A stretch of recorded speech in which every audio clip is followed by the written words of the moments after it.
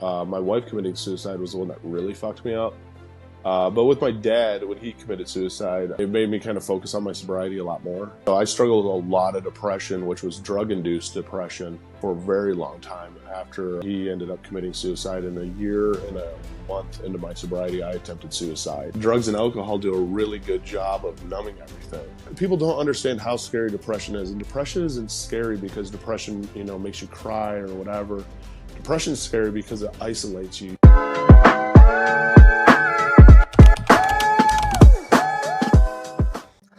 Hi everyone, welcome to Venciendo la Depre, Overcoming Depression. I'm your host, Adolfo. Today we have a great guest, Eric Zink. He had an amazing story of resilience and fighting depression. He struggled with depression for several years, ADHD, anxiety, and other conditions, but now he improved a lot, and he's actually now a full-time blogger talking about depression, anxiety, ADHD, suicide, a lot of great things. He has over 1 million followers on TikTok and over 100,000 followers on Instagram. He also received one of the nice plaques from YouTube. So I'm grateful to have him on my podcast. I just want to give a brief introduction of myself. My name is Adolfo. I was um, abducted by a drug cartel when I was 18 years old in Mexico. Then I was assaulted at gunpoint, and then I was forced to flee Mexico and move to Miami, and that obviously caused me depression, anxiety, PTSD. I suffered for several years until I realized it was depression, and then I was able to treat it, and thank God now I'm feeling way better, and now I'm able to create this podcast so we can help people struggling with the same condition. So Eric, thank you for joining us today. Could you please give a little introduction of yourself, and then we start? Yeah, absolutely. I do a lot just when like you said, it comes to social media. I share a lot on depression. I was diagnosed with ADD originally at 13. I was re-diagnosed with ADHD at 17. I've been diagnosed with major depressive disorder, general anxiety disorder, and PTSD. Lost a wife and a father to suicide. I've attempted suicide. I'm a recovering cocaine and alcoholic addict. And I enjoy sharing because I found the biggest struggle that I think we suffer with is that we feel that we're the only ones struggling, and no one can really relate to us. And I found that, just kind of sharing your testimony and sharing your story helps a lot more people than you could ever imagine. Yeah, that's true. Just sharing it helps a lot of people, but um, my main goal here is to give actual Mm-hmm. things that people can do to change. Mm-hmm. But before we move to that, can you go a little deeper into you mentioned your father committed suicide. When was that? When did that happen? My wife committed suicide in 2015, and then my dad was a very well-known doctor, and he committed suicide in 2017, and then I attempted suicide in 2018. How old were you when your father committed suicide? I was 36, 37 when my dad committed Very- suicide. Wow. Hmm. So did that affected you? Oh yeah, it fucked me up. Oh yeah, Okay, but hardcore, hardcore. obviously it affected you, but before that, were you already having issues with depression? Oh yeah. Or No, when actually, let's go back. When did depression started for you? What, when, at what time, at what age? probably at an extremely young age, but I didn't really know what it was. I think that was one of the biggest problems. I don't think we're really taught to understand what really depression is, what that feeling is. I think that when you're younger, you experience a lot of trauma. I think everybody experiences trauma in one way, shape, or form, but you don't know how to put it into words or to explain what the feeling is. I ended up getting diagnosed with major depressive disorder in my 20s, after I started trying to get sober because my emotions were all over the board and I would just go into a really dark place and not sure how I would get there. And so I would go What to, what caused that? uh, In an early age, what happened when you did something happen to you where you were a kid? You come from a difficult, household. Like I want to get to try to find the the root. The at an early age, I mean, my trauma was more abandonment trauma issues. My dad, like I mentioned, was a successful doctor. My parents, a lot of stuff in our family revolved around money and success. And so, the little things, forgetting your kid at the store was something that would happen. I forgot about a lot as a kid. Doesn't seem like anything too major because it was like, yeah, I have food on the table and a house over, a roof over Yeah, my head and all everything that. looked normal. You had But like a good. yeah, but there were these things that had instilled these little core beliefs in me at a young age that, um, people would leave me. And so that kind of became a belief system in my life. And so what that ended up doing was creating a lot of trauma in the way that I would start to self sabotage. I would start to make sure that people would leave me under a controlled environment to make me think I was in control, if that makes sense. Um, Okay. but when it comes down to ultimately then getting diagnosed like with depression, it can happen for a lot of different reasons. They believe a lot of my depression revolves around serotonin, which is your mood stabilizer, Mm-hmm. neurotransmitter, which gets burnt out tremendously in addiction. So alcohol and all this stuff can burn out your neurotransmitters. So even when it comes to ADHD, just when you start mixing in different diagnoses and what it does to your brain, people with ADHD have a hard time, you know, stabilizing our mood. It's not bipolar. It's not anything like that. We just have trouble stabilizing our mood. We're either really high or really low, and trying to get that happy medium is just, it's a pain. It's a lot of energy and a lot of work. I'm glad you are talking about ADHD because I was diagnosed with ADHD, and I've been struggling with this, as you said, like mood changes and energy level. Mm-hmm. I struggle a lot with my energy levels, still do, Mm-hmm. when sometimes at 1 p.m. I feel completely burned out, Mm-hmm. and I usually have to take a nap. And actually, I had a girlfriend who one day told me, Adolfo, you have ADHD. And I knew I had ADHD. I was taking medications, but I was like, why do you say that? And she was like, because you sleep a lot. And I'm like, it made me feel so bad because it made me feel like I'm lazy. But Mm-hmm. and I hate to be lazy. I always try to be like super, focused, energized, work out hard. And, I'm trying to be like alpha male or a successful Right. individual. And for my girlfriend to tell me that I was sleeping a lot, it made me feel really bad. So I had to go back to the doctor and tell him that, and he increased the dose Mm-hmm. of the Adderall. But it never occurred me that I was tired because of that. I thought it was just tired. Mm-hmm. So, Eric, so your father committed suicide. What happened after your dad committed suicide? Because that's something obviously super hard. After my dad committed suicide, I mean, that was actually the easier of the two. My wife committing suicide was the one that really fucked me up. But with my dad, when he committed suicide, I was already sober by like 3 weeks into my sobriety, and it made me kind of focus on my sobriety a lot more because I didn't want to relapse. I didn't know how to process the emotions or the feelings. I don't think a lot of people know how to process that or even what grief is, and especially as a guy, you kind of shy away from your emotions. You don't allow your emotions to take place. So instead of grieving it probably properly, I tucked a lot of it inside and allowed it to fester there and still affect my life until I got actually the right therapy, until I got what I needed to be able to process what had happened in my life. Okay, so after your parent commits suicide, you look for help. You I went didn't with I didn't look for help right away. psychiatrist. No. After he committed suicide, I mean, I focused on my sobriety. I kind of tucked it all down inside and figured, okay, I'm just going to tough it through this. I've lost now two people I know to suicide. Focus a lot on my sobriety, but none on my healing. Um, I ended up actually starting a lot of my social media stuff about 8 months after he committed suicide, and started to find a little bit of pleasure and joy in that. But my biggest struggle too was I didn't realize the effects of coming off of cocaine creates a dopamine tolerance. So little things in life don't make you happy anymore. It takes you a long time Okay. for your brain to repair itself.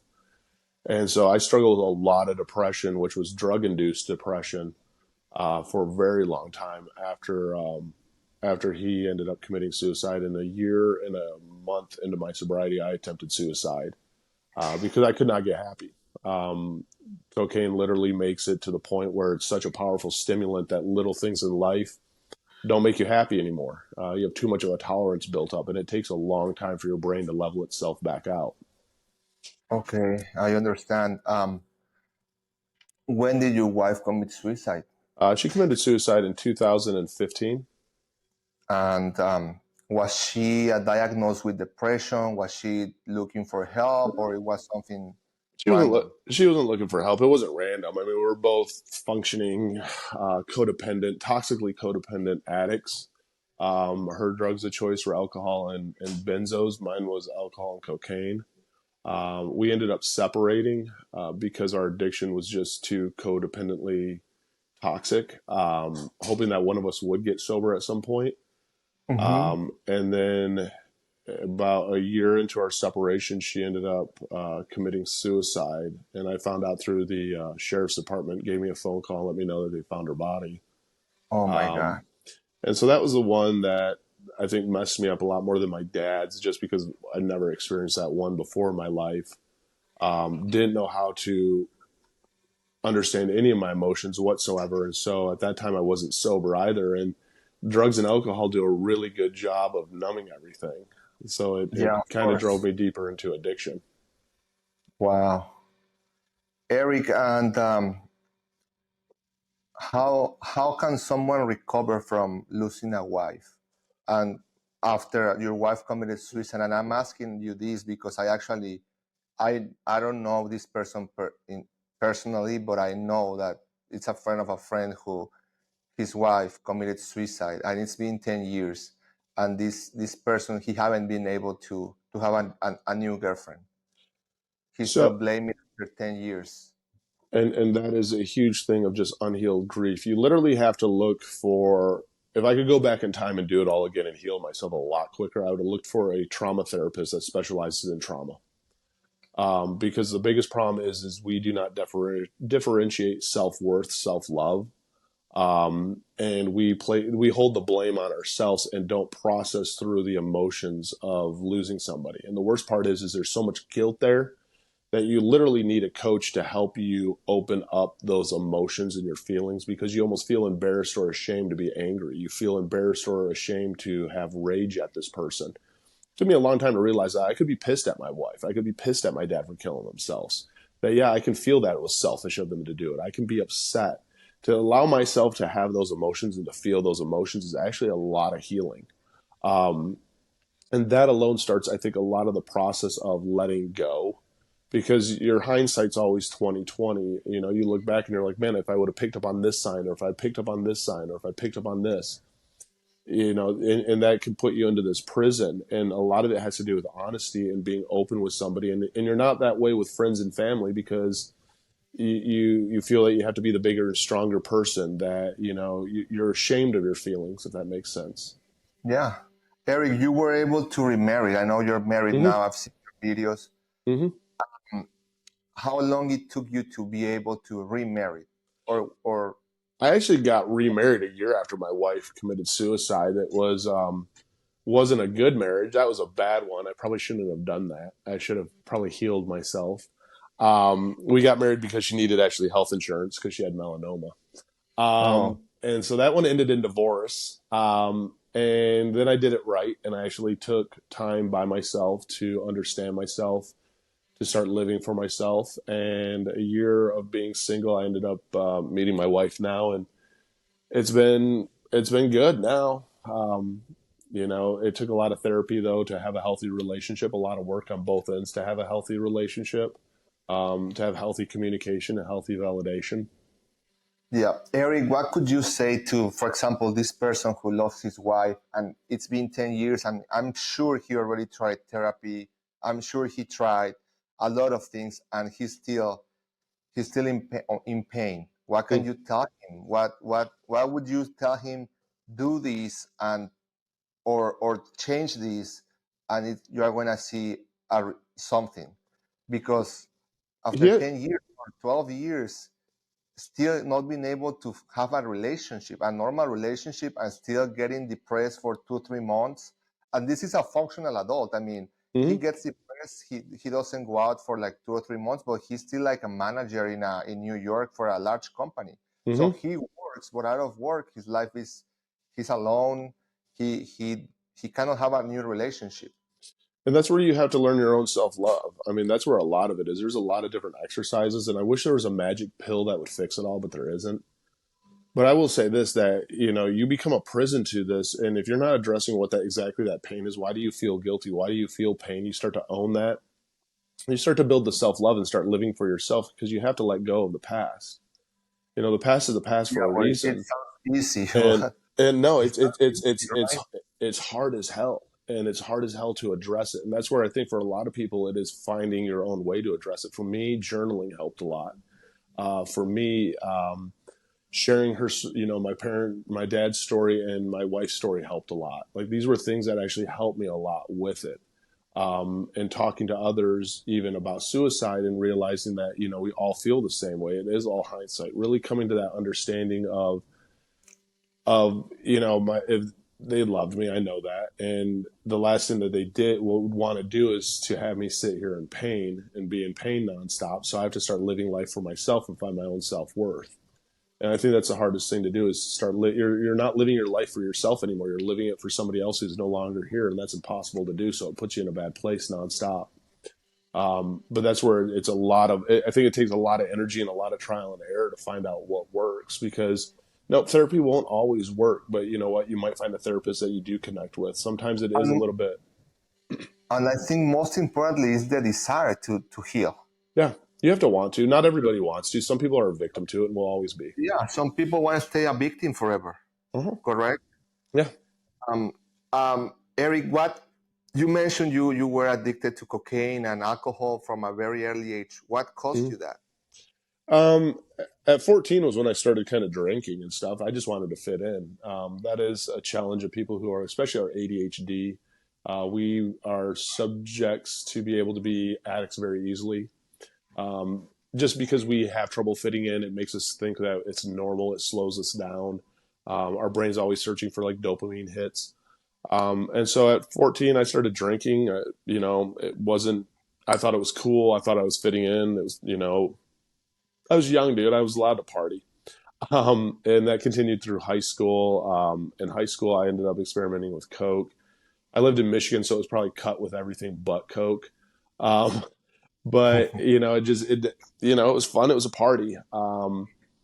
And I'd always just kind of drank. And then in my earlier 20s is when it really became more of an issue that it didn't stop, and I just continually kept drinking, and drinking every day, uh, it, to the point that then all of a sudden I'm drinking too much, and cocaine became all of a sudden an amazing drug, that I thought was giving me everything I wanted. I was going through a divorce at the time, and I hadn't done coke since high school, and I did a line of coke in my car, and I was depressed. I was going through a lot, and man, that line of cocaine gave me everything I needed at that moment. It gave me joy. It gave me happiness. It took away all my self doubt. It took away all my fears. It gave me everything I thought I wanted, and that's when it kind of hooked me, and it became a permanent fixture in my life for a very long time. Unfortunately, to the point that I was using coke and alcohol to escape all the problems it was creating in my life. For how many years were you addicted to cocaine and other drugs? 13 years. 13 years. Oh yeah. And okay, so when did you hit the bottom, and how did you recover from all I these traumas? The cocaine, alcohol, the suicide of your dad, the suicide of your ex-wife. My When dad was actually hadn't when, committed. when was the point where you said, I need to? How were you feeling first when you were at the bottom?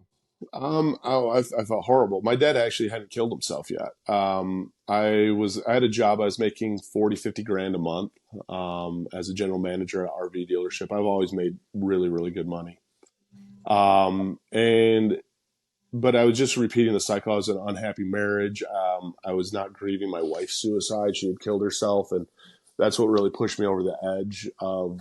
I got me to the point that I was doing 3.5 to 8 grams of coke a day. I was doing an ungodly amount of coke, and every now and then I would take a day off because literally just could not breathe out of my nostrils, and even then I would just be rubbing it on my gums and shit. Um, and I was drinking 3/5 of vodka a day, a cheap vodka too, because I just wanted to get fucked up. I didn't care about taste, and my rock bottom, I lost my job. I knew I was going to lose my wife. I literally lost everything, and that was a normal occurrence. Every 4 years, roughly, I would just self sabotage, and my addiction would get the best of me, and I would just lose everything. And then in about 3 months, I would get everything back. But I was tired of that cycle, and I remember laying in bed just bawling my eyes out because I'm like, I'd been there before so many times, and I was so tired of it. And I think every addict has these moments where we're high as fuck and we are just wasted. But we have these weird moments of clarity where we're like, we know we need to get sober. We know that our addiction is what's causing this. We know that if we got sober, we wouldn't be in this position. And every addict I've ever talked to, we all have these moments. And it's really weird. You're in the middle of a bender, and like 2 days into it, you have these moments of clarity, and you're sobbing, and you're like, I should get sober, but now all of a sudden you just snort another line. And then you're sobbing some more, just saying I should flush this down the toilet because I need to get sober and my life would be so much better. And I had one of those moments in bed, and I was like, fuck this, dude, I'm gonna do it. And I woke up the next day, and I was too embarrassed to tell everybody I was a coke addict, but I wasn't embarrassed to tell everybody I was an alcoholic because that was pretty obvious. If you're around me, I always smelled like alcohol. And so I woke up the next day and told everybody I'm an alcoholic, and I really have some problems and I need help. And that's where my whole little journey really started. Wasn't even focusing on depression or trauma or anything, just on alcoholism. And as I became more comfortable and more on my journey, I became more open and honest about everything. Did you And did you go to double A or something like that? One of um, these groups? I went to AA because everyone told me I should go to AA. Uh-huh. Did it help?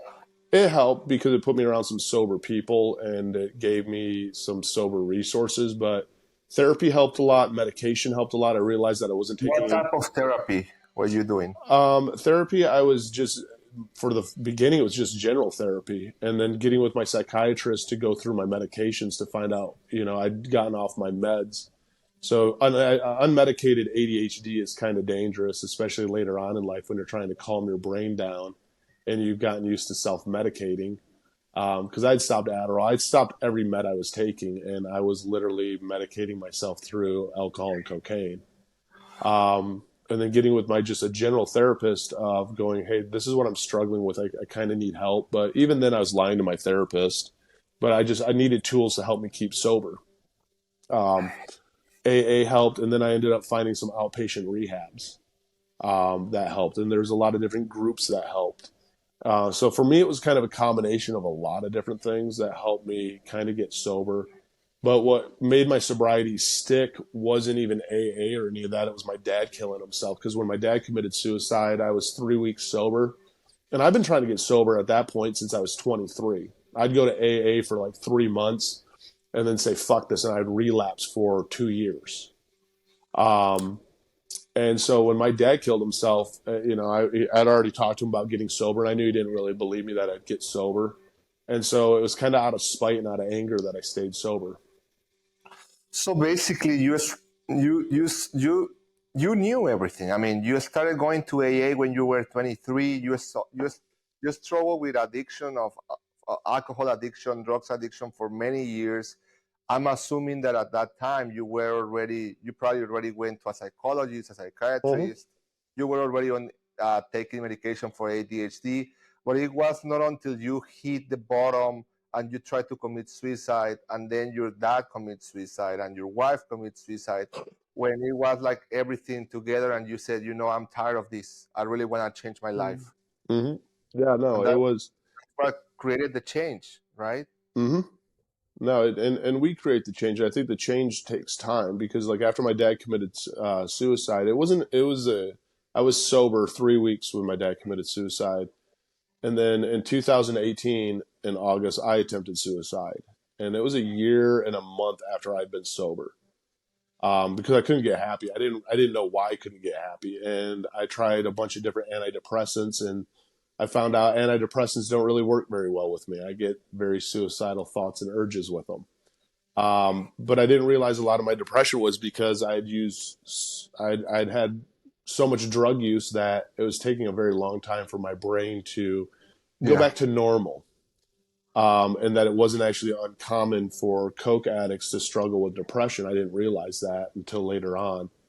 Um, that just put me in a really dark place that nothing in life was bringing me happiness. I was in a marriage that, I shouldn't have been in. Not her fault or my fault. We were not meant to be together. That causes depression. I was living in Of California. course. I hated California. That's causing depression. There's a lot of different situational things that can also cause depression too, and a lot of changes in life, I think, that make life a lot easier for us if we have the courage to make the changes. So then I'm assuming you start making changes. I did. It took me a little while, but I did. Okay. And how are you now? How are you doing now? Good. Last 2 years of my life have been pretty amazing, actually. What would you say have been the keys to where you at right now? Trauma therapy, being honest with my therapist, being extremely honest with my therapist, because I think we all lie to our therapist. We all sugarcoat stuff. We all walk on eggshells with our therapists. We don't use therapy the way that we should use therapy. And being honest with my therapist allowed me to find coping tools, allowed me to understand my thought process, allowed me to halt my thought process in some cases. That was really my missing key was addressing the loss and everything that I'd experienced in life.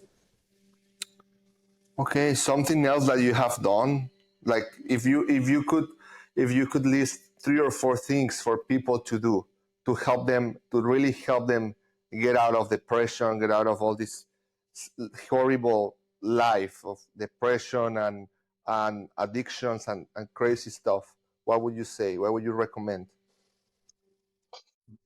I guess it depends on the person. I mean, goals and stuff help a tremendous amount. Medication helps a tremendous amount. Not being afraid of medication helps a tremendous amount.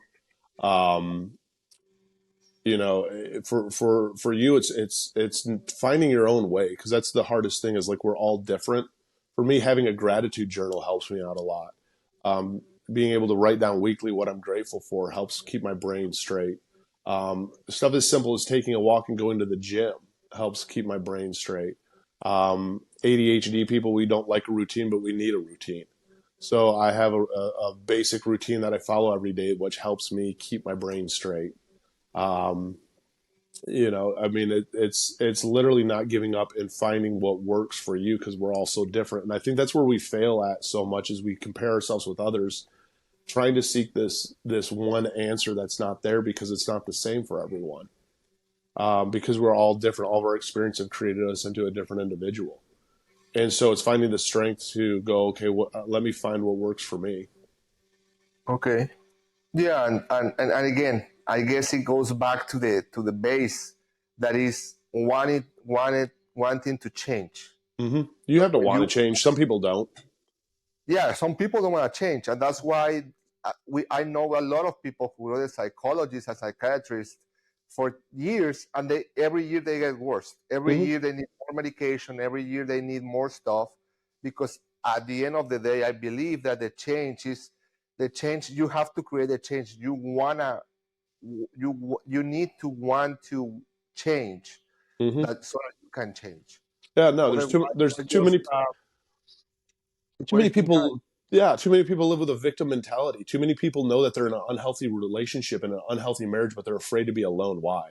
Yeah, I'd rather be alone and happy than fucking unhappy, wanting to die, waking up next to somebody staring, why am I living this life? You know what I mean? But yet people I don't make agree. that change. Yeah, People are yeah. people are in jobs like that. I mean, you have to you have to want to take the risk, and not everybody will. And a lot of people, unfortunately, I think, die very unhappy because they don't take that risk. They don't make that change. Yeah, no, 100%. I mean, the rate of suicide now is it's crazy, and Hmm the rate of depression, and it's crazy. That's why we're doing this post to help people, Oh to yeah. give tools that people can do. And one of the first things is you need to want to change. You have to be tired of being the victim. You need to look for help, and then you need to like really start doing the things that your doctor tells you. I guess if they tell you go for a run, go for a run. Don't watch TV that affects you. Don't watch stupid shows that are about drama and fighting and drinking. Don't watch that. Right. Watch positive. And I think a lot of people are too involved into social media. I mean, I do a lot with social media, but I don't look through social media. I don't scroll Social social media media. too. I don't, It's a, I'll scroll reels and stuff like that or TikTok when I'm looking for like, you know, things to make for dinner or for actual like information, but like to sit there and just blatantly just scroll. I don't do it because that shit fucks my head up, man. Because then all of a sudden yeah. everybody's life is better than yours. Everyone's happier than you. I mean, it's amazing how much it screws with your head. Yes, it's true. It's Hmm. true. It happened to me. Actually, now I just look through social media to see my posts, Hmm. what I'm posting about the Yeah. depression and other things. So, Eric, what could you say? What type of advice would you give to these young kids that they are 17, 18, young adults that are drinking and partying and they think it's a joke? It's just I know it's fun to when you are young. It's fun to one time get a drink and party with your friends, but there's a moment when you say, "I need to stop. This is not healthy anymore." Hmm. What can you tell to the young people? I would say you got to find somebody to start being honest with them if it gets to that point, because that is the biggest problem is knowing when addiction kind of even takes over, and you can never tell an addict that they're an addict. But I will say this: that you know you have a problem when your life starts to revolve around a substance, that you're lying around a substance, that your life is lived around a substance of when can you start drinking. You know, you're drinking before work, you're drinking during work, you're drinking after work, and you're lying to people about it. And at that point, it really comes into you if you really want to make that change, that you have to start being honest with yourself and with other people around you. And it's not easy to do. And the funny thing is, we think that nobody knows we're an addict. We think that we do a really good job of hiding it, but everyone knows that we have an issue. Everyone knows that we smell like alcohol. Everyone knows that we're using. And the best would be to don't become an addict. Yeah, Like, hey, go party one day, once a month. It's kind of okay. Once every 2 3 months, it's kind of okay. But focus in school, focus in developing your life, in achieving your full potential. There are so many beautiful things in this country. yeah, there There is. are opportunities that young people are just wasting their time drinking and bushering around when they could be studying and working and I don't know, doing whatever they want, traveling the world. There are so many beautiful things to do. There really is, and I think that's where it's a lot of it's the parents' responsibility to urge your kid to go out there and live life. You know, I think parents forget that you kind of set the example for your kids, and what kind of life you're living is the type of life your kids are going to end up living. And if you're not living the life that you want to live, start urging your kids to live the life that you want, that they deserve to live. If that makes sense, you know, there's a lot of kids out there that really, you know, you go into our schools and stuff like this, and they're not taught, you know, how to actually go out and live life, to achieve goals, to make goals happen, to make dreams happen. You know, Yeah. they're not taught this, and so you're taught this temporary fixes, which is drinking or smoking or whatever it might be, Yeah. and those temporary highs is life. Yes, definitely. The parents have a big responsibility. They need to make teach the kids from a young age to stay focused on good stuff, on positive things, Mm, sports, education, or arts and crafts, story, history. I don't know, whatever the kids like. yeah, But if you let them, get into parties and parties and parties and parties, then they end up having terrible problems. Eric, any specific book that you like that you would recommend to people? book is probably the best one that I've read is David Goggins. You can't hurt me. Is probably the best book I've read out there. I'm not a huge fan in a lot of like self help books and stuff like that, because a lot of self Okay. help books, especially if you read self help books at night, will fuck with your head. The next thing you know, you're reading this book and you're laying in bed and you're like, shit, I should have did this. And I'm not trying hard enough. And you feel like a failure literally when you're done reading a lot of self-help books. And you're like, how, this person's not sleeping at all and they're making all their fucking dreams come true. And I'm a failure because I need to sleep because I'm tired. Um, David Goggins' book though really was inspiring to me just because he does share a little bit of, what he used to become very successful in what he had chosen to become successful in, and to build the mindset mentality. But I think a big one is it really instills the fact of not being a victim to life. I think Yeah, that's one of the biggest problems that a lot of us deal with is that we play the victim of life, and that we didn't do anything wrong and life just did this to us. Well, no, we had we played a role in it. yeah, It's not life just didn't wake up and beat us up. We have some role to play in it, and we can change it too.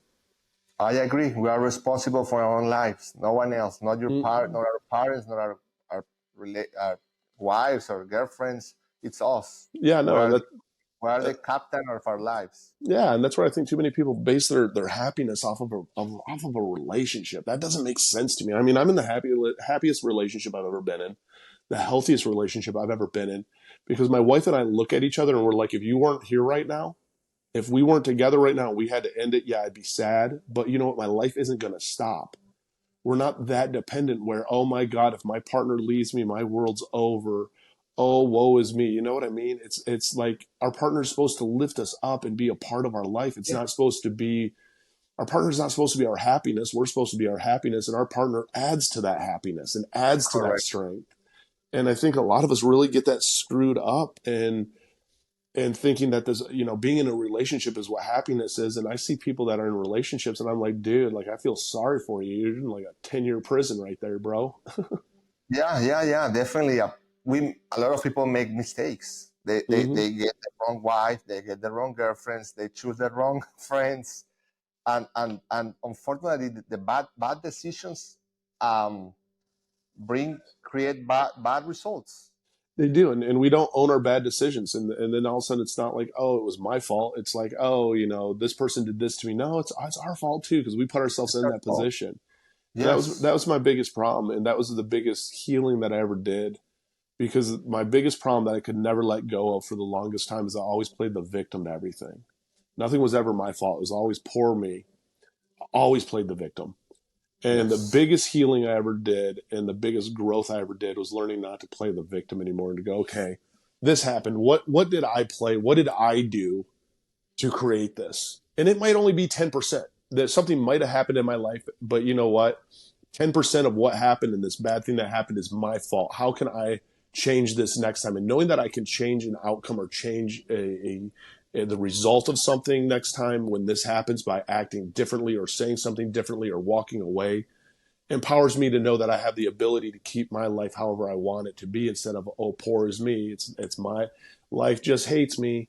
Fucking it's hard out Yeah. there. And no, man, you don't like your job, go change your job. Why we get too bent and hell bent on fear? And I think if you, again, it comes back to even a relationship. If you have a healthy partner and a healthy relationship and you go, you know what, I hate my fucking job, let's try this together. And your partner's going, hoorah. All right. I hate my job too. So let's do this. You quit first. You find this. I'll quit and you come up with these plans through life together. It makes life fun. It makes life an adventure and you're Yeah. happy all of a sudden. Yeah, yeah, 100%. I agree. I agree. I don't have a wife. I'm single. I'm alone, and that caused me depression. Being alone caused depression. But definitely before I marry someone, I know exactly what I want.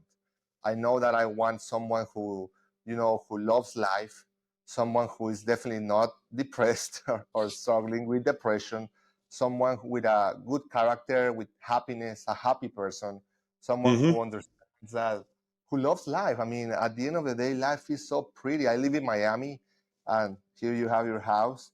Uh-huh. Uh, it's beautiful, man. Sometimes I go out and I see the water and the sun, and life is so pretty. And sometimes we just waste it being sad inside a bedroom. No, you Sometimes we really do. go out. And that's the hardest thing. I think a lot of people have never learned, and it took me a long time to learn to be happy on your own. It took You me a know, long time to learn to be happy by myself yeah. too. I And struggle with that. Yeah, I mean, I struggle with it a lot, and when I moved up to Idaho, I made myself a thing of I made a bucket list, and every week I had to do three adventures, and it didn't matter what it was, whether it was a hike somewhere or if it was going somewhere. I wanted to live life, and so to do that, I made a bucket list of things I wanted to try because I'd never lived in Idaho or Boise before. I knew there was a lot of stuff to do here. And so I just started making a list, and then I started going and doing three things off of this list every week.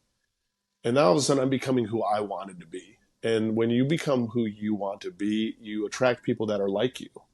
Yeah. And next thing like that's how I found my wife. I wasn't looking for a relationship. I was looking for a friend, and I wanted to explore this area. And then I found somebody who liked doing, the same things that I did and had the same outlook in life that I did. Um, and it made a huge difference, and we still do that. We still go on tons of road trips and tons of adventures. Yeah, I agree with you. Hmm. One of the things I did was to join a like high end gym, like more like a club. Hmm. But it helped me because I start making friends, I start talking to people, I start working out every day, and I'm going to a place that I could relate to people and make friends because I joined the other gyms Uh-huh. and I never able to connect. I don't know, people, things are fast here, everybody Uh-huh. trains, if but this high end club, it's different. It's a different vibe, different type of people that connected with me. Right. So it helped me to have a place to make friends, to talk, to relax, to work out, to get strong, and that every day I start my morning working out. 6:30, quarter before 7, I'm Mm-hmm. working out hard. I don't go, to like walk 10 minutes. I work out, I lift weights, not super heavy, but lifting Hmm. weights, working out, push-ups, run, something to Hmm. start moving the body. And then, you meet people, you talk, you say hi, you say jokes, and then as you said, all new people come to you. Hmm. One of the reasons why I was so sad is because I was a loner. I was in Hmm. my house feeling sad and depressed every day, thinking that I was the only one suffering, when the only thing that I needed to do was just to get out of the house. That's Uh, that's why that's why AA and people come NA to you. that's why NA and AA work for addicts, because what you said is something that nobody ever admits to is at a certain point in life. I'm 43 right now. Where the fuck do I make friends? Where do I make? I don't go to recess anymore. I don't go, new kids don't keep coming into school or whatever, or I'm not in a college, and hey, it's a new semester, so new class and new possible friends. At a certain point in adulthood, to make friends is the hardest thing in the world, and then all of a sudden we're lonely, and that's a scary place to be, man. Lonely, not Well, knowing how to make friends. we think it's the hardest thing to do, but in reality, it's not. We It's just need to not. go outside and Yeah. smile and be happy, and people come. Yeah. People come. People, but we have this. I remember I joined this gym. I was very sad, depressed. I joined the gym because I was feeling super sad and lonely. I was Hmm. tired. So I said, I wanna join a gym. I wanna do yoga. Actually, the excuse was yoga. Okay. And like a private yoga club, like a private yoga studio is like $50 per class. And this gym is like 200, but it's like a full gym with yoga, with Pilates, with a lot of Uh-huh. things, and it's like high end. And I also have a business and I work. So I said, okay, I want to connect with people. I also want to work out and I want to do yoga because yoga, people recommend me yoga. So I joined this place, and that's when, and 2 weeks after I joined this place, I was so happy, and so my life changed so fast in 2 weeks. Waking up at 5:30 in the morning, that in 2 weeks I met a girl. I met Hmm. the person who was my girlfriend for almost 2 years. We Hmm. are not anymore, but I met her after 2 weeks, Hmm. and I know it's because my attitude changed. It I does. was I was smiling. I was walking like like I'm powerful. I'm not sad anymore, and I was Hmm. feeling so happy because when you are depressed for 10 years, and suddenly you start feeling happy, like I wanna conquer the world. Right. now that I feel good, I want to conquer the world. I feel I can do everything. Hmm.